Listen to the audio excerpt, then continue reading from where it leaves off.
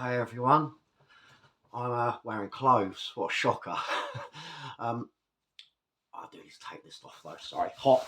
Right, let's try again. So, just wanted to give you an update on some of the dirty tricks that the council are playing at the minute, and I hope that I can put this across in a manner that you see it from my perspective and don't think I'm some crazy conspiracy person. Right, so as I mentioned before, they're trying to put me into a shared property in Canterbury where, there won't be any rules. It will be hell. And potentially I could be sharing with people that have done me harm. And as I've mentioned as well, I've got severe PTSD because of the things that happened to me in Canterbury. And it's not somewhere that I can be. I mean, I won't ever be able to recover or move on if I'm there in the epicenter of where the most awful things to have ever happened to me happened. And the council know this, they're aware of all of this, yeah. And I'm going to break a rule, and I am going to say someone's name this time. The guy from the council, David Parks, who knows exactly what he's doing. So when we had this conversation, I said to him, I can't go to Canterbury. You know what happened to me. And his response was, well, you've made your housing application in Canterbury. And try not to explode at this point because I'd left Canterbury, okay, and I ended up getting sectioned because I tried to end my life. And because my last GP was Kent, I was taken back to Kent and put in a psychiatric unit to then be told after a day that I'm not mentally ill. I just don't want to live because of what I've been through. That's not a mental illness. That's, as I mentioned before, that's me not wanting to suffer. Simple. Would you rather suffer in pain for a very long time or just end it? The result's going to be the same. What would you choose? And they agreed with me that that was actually quite a rational choice. So yeah, take back. I didn't have any choice in going back to Canterbury, and then obviously because I have no connection to any other areas, that's where my housing application was made, and then obviously I encountered Lorraine, the amazing work that she did. She did everything she could for me. She really did everything in her power, and I will always be grateful for that. Always. But I wasn't in Canterbury. I was in Ashford, which is like 20 miles away. For those of you who don't know, I don't know anybody in Ashford, and I didn't feel safe, and there were problems in the property, but it could have been a hell of a lot worse, i.e., if I'd have ended up in a shared property in Canterbury where there isn't staff on hand, where people can drink and take drugs and have people in and blare music, all of that. So it could have been a hell of a lot worse. So I'm very grateful for everything she did. But yeah, to be told that I made my application to Canterbury Council, I didn't have a choice.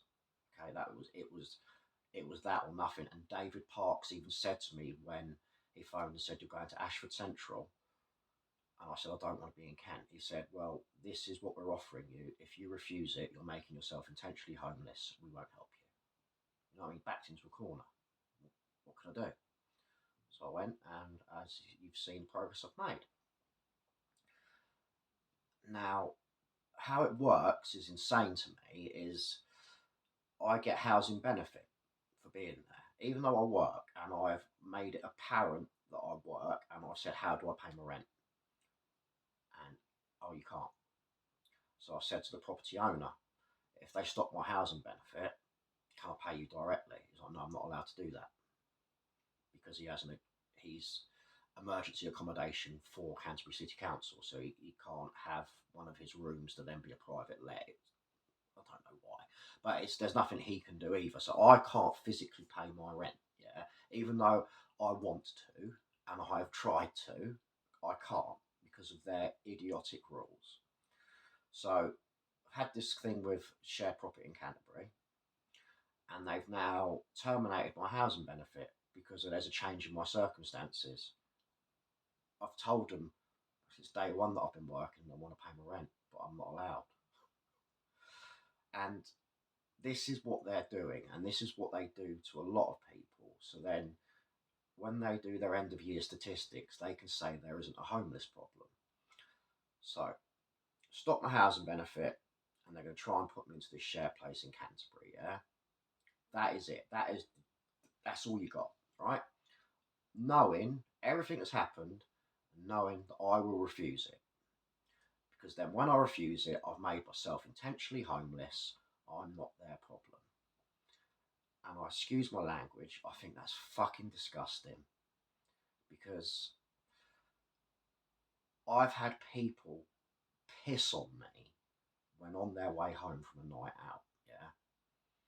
And what they're doing is worse than that, because they're doing exactly the same thing, but looking me in the eye and saying it's rain. And they do this to other people as well. And I'm not going to take it lying down. No way in hell am I going to take this lying down.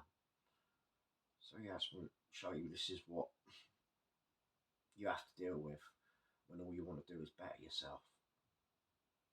The amazing work that Lorraine and her team have done is just been hindered and undone by David Parks and Canterbury City Council. For what benefit? Other than to say, oh, our homelessness figures have dropped this year. No, they haven't.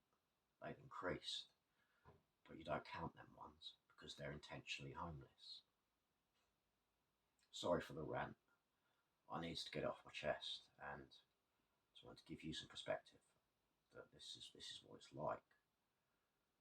And as I've mentioned time and time again, I don't ever want another person to go through what I've been through.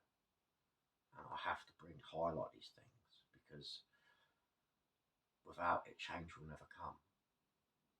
And more people will have to go through it. That's not right. Big love, guys. And I'll give you some more news when it comes.